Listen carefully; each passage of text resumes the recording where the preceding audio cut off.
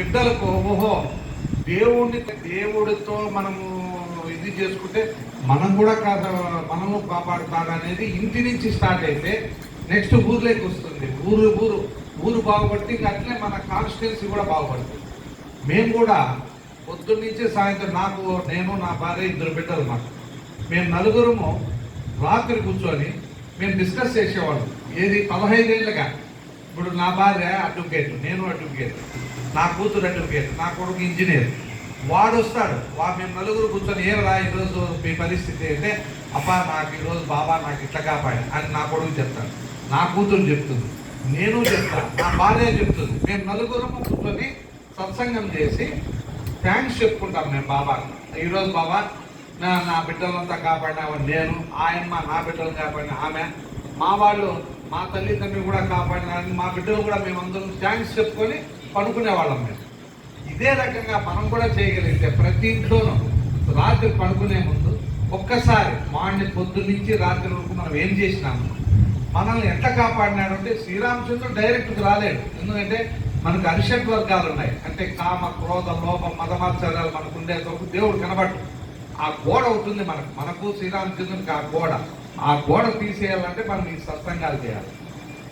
నేను చెప్పడం అప్పుడు మనకు పొద్దున్న నుంచి రాత్రి వరకు ఎవరు కాపాడుతారంటే మనిషి ద్వారానో, లేదంటే అదేమంటారు ఇప్పుడు ఫేస్బుక్ ఉంది, ఫేస్బుక్లో కూడా నాకంతా ఫేస్బుక్లోనే చెప్తాడు బాబా.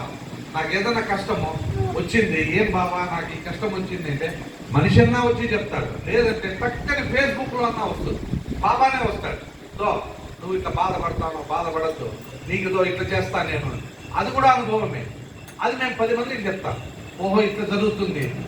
అందుకు నేనేమన్నామంటే మనం అందరూ దేవుళ్ళలో ఎదిగి, దేవుళ్ళు ఇప్పుడు ఎంతో ఆనందంగా ఉంది నాకు. మీరు చేసేది చూస్తుంటే నాకు చాలా ఆనందం, వైబ్రేషన్స్ ఎక్కువ అవుతాం. ఇదే రకంగానే మనం ఇంట్లో కానీ ఊళ్ళో కానీ మన అనుభవాలు కూడా మనం షేర్ చేసుకుంటే ఇంకా దగ్గరికి ఆయన థ్యాంక్స్ అనేది చెప్పాలి బాబాకి. మనం దేవుడికి రాత్రి పడుకుంటానే ఈ రోజుకి నన్ను కాపాడినావప్పా అని మనం ఆంజనేయ స్వామిని మొక్కున్నాం అనుకోండి, ఆయనకు బాధ్యత పెరుగుతుంది. ఇప్పుడు ఆయన పరమాత్మ, మనం ఆత్మ. ఇప్పుడు మనం ఇట్లా రాంగ్ రూట్లో పోయేటప్పుడు ఆయన చాలా బాధపడతాడు పరమాత్మ. ఎందుకంటే మనం మనుషులుగా పుట్టించింది ఆయన ఎందుకో కాదు, మనం ఇట్లా అది చేసేదానికి, ఈ ఉద్యోగాలు సంపాదించేదానికి దానికి కాదు మనం పుట్టిండేది. అది మన బుద్ధి కోసం. మనం పుట్టిండేది మోక్షం కోసం. అంటే పరమాత్మలేకి ఎదిగేదానికి, ఆయన కాళ్ళ దగ్గరికి పోయేదానికే మానవ జన్మ పుట్టిండేది. మళ్ళీ ఇంకో జన్మ ఎత్తకూడదు మనం. ఈ జన్మలోనే పరిసమాప్తం అయిపోయి ఆయన మోక్షానికి వెళ్ళిపోవాలి. దానికి ఒక్క ఎగ్జాంపుల్ చెప్తాను, ముగించేస్తాను. ఇప్పుడు శ్రీరామచంద్రుడు ఉన్నాడు, సీతమ్మ వారు ఉన్నారు.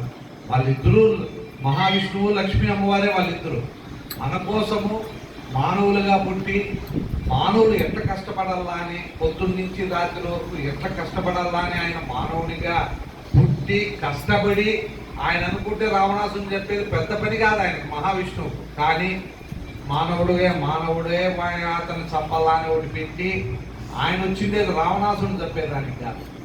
మనలో రావణాసుడు ఉన్నాడు. మన దశకంఠుడు 10 తలకాయలు ఎట్లుందో ఆ 10 తలకాయలు మన దీనిలో ఉంది. దాన్ని చంపేదానికి శ్రీరామచంద్రుడు మన భూలోకంలో పుట్టాడు. సీతమ్మ వారికి తెలీదా? ఆమె లక్ష్మీ అమ్మవారు. ఆమె అనుకుంటే బంగారం కొదవేముంది, ఆమెకు డబ్బు కొదవేముంది. కానీ ఆమె అదే పనిగా బంగారు లేడి పక్క చూస్తున్నారు. మాయ, బంగారు లేడి అనేది ఒక మాయ. ఆమెకు తెలుసు మారీచుడు వచ్చినాడని. కానీ మన కోసము శ్రీరామచంద్రుని చూడకుండా, శ్రీరామచంద్రుడు మహావిష్ణువు, లక్ష్మీ అమ్మవారు ఇప్పుడు మహావిష్ణువు కాళ్ళ దగ్గర ఉంటుంది.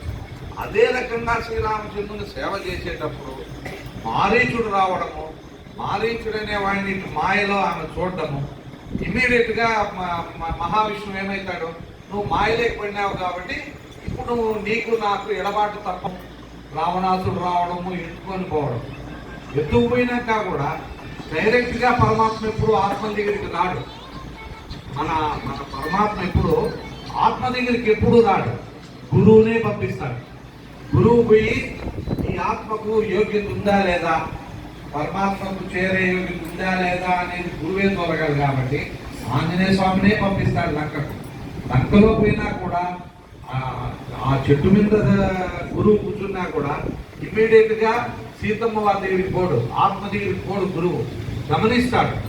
ఈ ఆత్మ ఎంత పరితపిస్తా ఉంది పరమాత్మ పోని, అది చూసినాకనే ఆంజనేయ స్వామి కిందికి దిగడము, మళ్ళీ ఆయన డిస్కస్ చేయడము సీతమ్మ వారితో.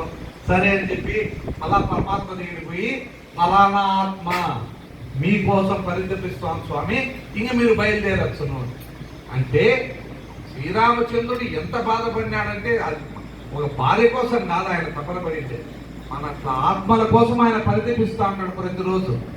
కాబట్టి మన బాధ్యత ఏమి, ఆయన దగ్గరికి పోయేదానికి మనం ప్రయత్నించాలి. అంటే పరమాత్మ దగ్గరికి పోవాలంటే మనం ఎప్పుడు ఈ సత్సంగాలు ఇవన్నీ చేస్తే మనము మోక్షం అనేది వస్తుంది, నెక్స్ట్ జన్మ లేకుండా పోతుంది. ఇది రామాయణంలో ఉందప్ప, ఇదంతా ఇదేం నేనేం కవిత కాదు. రామాయణం చదివితే దీనిలో ప్రతిదీ ఉంది మనకు తెలుసుకునేదాన్ని. శ్రీరామచంద్రుడు ఎంత కష్టపడినాడే. ఇట్లా భజనలతో పాటు మనం ఇది కూడా చేసి సత్సంగాలు చేస్తే ఇంకా దగ్గరికి పోతాము, మనకు మోక్షం అనేది గ్యారెంటీ.